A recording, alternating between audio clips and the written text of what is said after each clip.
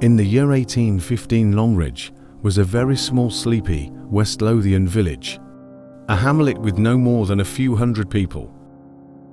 A shocking event was to shatter the tranquility of this tight-knit community: the gruesome murder of the local grocer.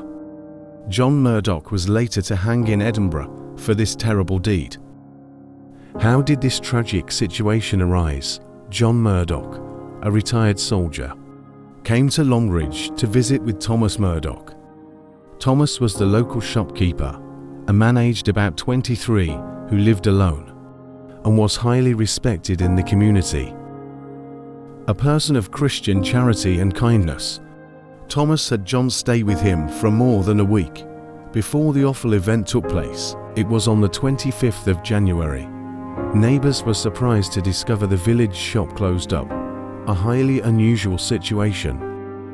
By the afternoon, there were concerns for the well-being of Thomas, and entry to the property was forced. Within, John Murdoch was discovered. When confronted, the story was told by John that the owner had gone to Bathgate and would be returning later. Not convinced, the concerned villagers pushed past the man, only to discover the blood-soaked and lifeless body of their friend. He was hidden under a pile of clothes. A later examination of the corpse, it was determined that he had been viciously hit at least 3 times with a carpenter's adze, any one blow enough to be fatal. He had also been strangled with a neckcloth and spurtle. John Murdoch fled the scene as fast as he could, but was quickly apprehended.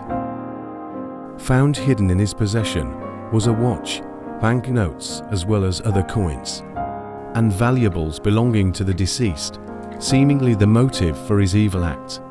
When the case came to court on the 28th of February, it was presented through the testimony of many local witnesses. John Murdoch offered no defense, and the jury needed little time to find him unanimously guilty. The sentence was determined to be death by hanging, with the corpse then to be anatomized.